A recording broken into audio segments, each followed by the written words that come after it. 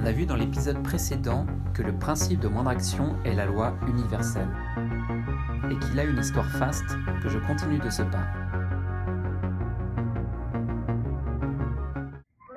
Nous voici en 1905.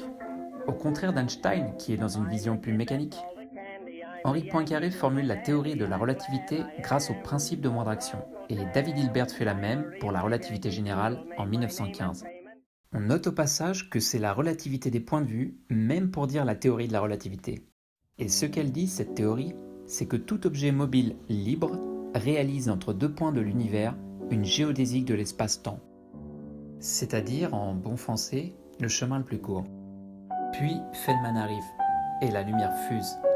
Là, ça devient foufou. La lumière, elle prend normalement un seul chemin, le bon, un rayon droit, propre et le plus bref possible entre deux points. Mais le photon, qui constitue ces milliards de particules, lui, il s'arrête pas en si bon chemin. Non, il les prend tous. Oui, il prend tous les chemins possibles, au hasard, même les trajectoires les plus biscornues. Il furait toutes les pistes. Mais finalement, il n'y a que les chemins les moins à la bourre qui risquent d'arriver à bon port. Le reste, c'est peanuts. On le passe par perte et profit. En bref, on retrouve le chemin le plus bref de notre bon vieux rayon lumineux. Dans le monde bizarre des choses subatomiques, c'est la mesure que l'on effectue sur l'objet quantique qui le contraint à se manifester physiquement ici ou là, sous forme de particules, plutôt qu'un peu partout en même temps, sous forme d'ondes. Et la nature fait la même chose que nous, mais au lieu d'une sélection artificielle, par une mesure dans un laboratoire, on a une sélection de l'environnement quand la particule rencontre d'autres particules dans la nature et se retrouve contrainte à passer ici ou là plutôt qu'un peu partout à la fois. Et l'action dans tout ça, elle contient dans tout système physique isolé pour l'analyse toute l'information de ce système.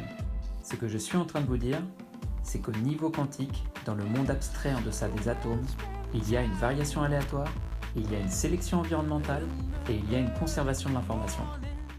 Et ce qui est fou, c'est qu'on retrouve aussi ces trois choses dans l'évolution de la vie. Parce que ce sont justement les trois grands piliers de l'évolution darwinienne, qui régit tout le monde vivant, depuis les bactéries jusqu'aux baleines à bosse, en passant par les séquoias et les albatros. Et ces trois piliers sont la variation aléatoire, la sélection naturelle et la transmission des informations. C'est pas beau ça? Et c'est pas une coïncidence. Car le principe de moindre action est en fait, au niveau quantique le plus radical, un algorithme darwinien. Et l'évolution de la vie, darwinienne, est elle-même régie à son tour et en filigrane par le principe de moindre action. Bingo!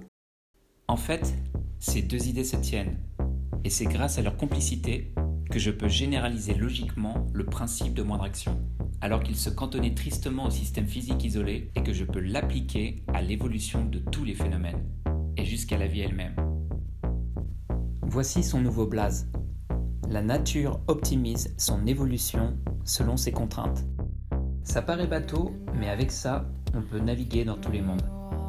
Si l'algorithme darwinien, qui régit déjà l'essentiel de la vie, est du même tonneau que le principe de moindre action, qui régit déjà l'essentiel de la physique, alors ils découlent ensemble du principe de relativité absolue. Et ce principe dit qu'il existe une loi universelle qui vaut pour tous, partout, tout le temps. Cela veut dire que toutes les autres espèces vivantes dans l'univers sont elles aussi le fruit de la sélection naturelle, même si elles ont un ADN tout autre ou une chimie charnelle différente. Plus radicalement, la sélection naturelle opère à toutes les échelles, dans tous les univers, microcosme et macrocosme. C'est le darwinisme universel. La cosmologie inflationniste, qui décrit un multivers parcouru d'inflations fulgurantes en cascade, où des fluctuations quantiques deviennent en un instant des cosmos bariolés, dans un processus baroque qui s'emballe, si on la couple avec la théorie M des cordes, la plus formellement aboutie aujourd'hui pour réconcilier les infiniment petits et les infiniment grands, alors on estime à 10 puissance 500 le nombre d'univers et d'ensembles de lois physiques possibles.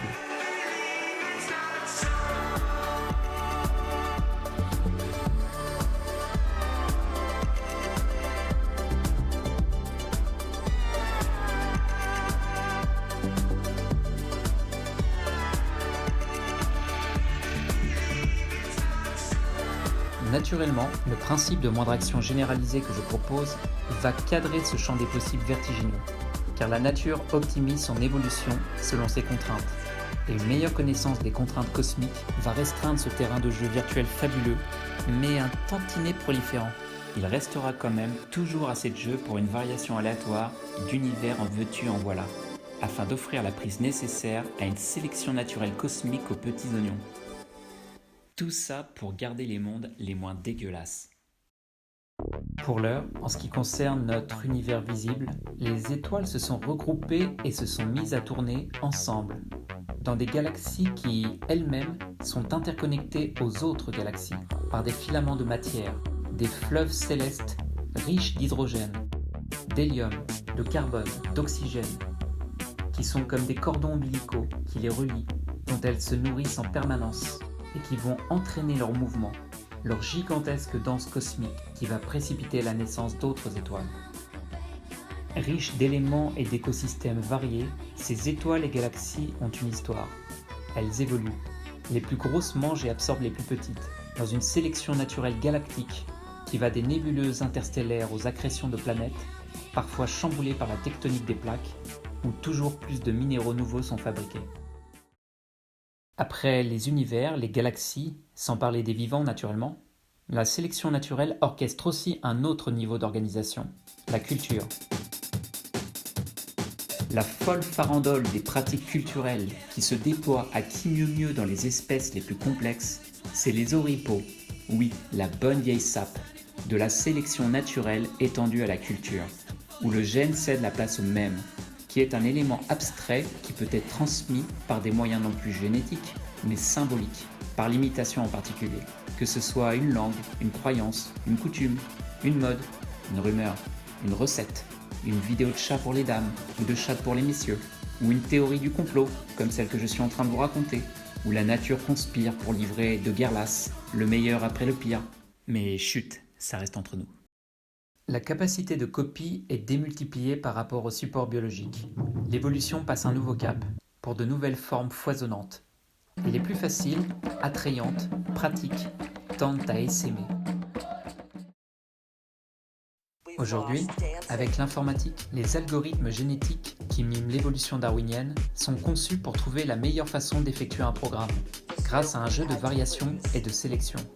La sélection naturelle est donc dorénavant devenue numérique, et les puces de silicium permettent d'exploser la capacité de calcul de nos cervelles de singes savants aujourd'hui plus qu'à poil, et d'étendre drastiquement la sphère de nos connaissances comme une nouvelle inflation, non plus de notre univers physique, mais de notre cosmos cognitif. Bang! La martingale, c'est un truc qui permet, en s'appuyant sur les coups précédents, de plus gagner à un jeu de hasard. Eh bien, le principe de moindre action généralisée, c'est une divine martingale darwinienne. Il permet, en exploitant les obstacles du terrain, de surmonter les résistances sur son passage et de gagner au jeu de la vie. Les chemins qui marchent sont suivis, alors suivez ma chaîne et abonnez-vous.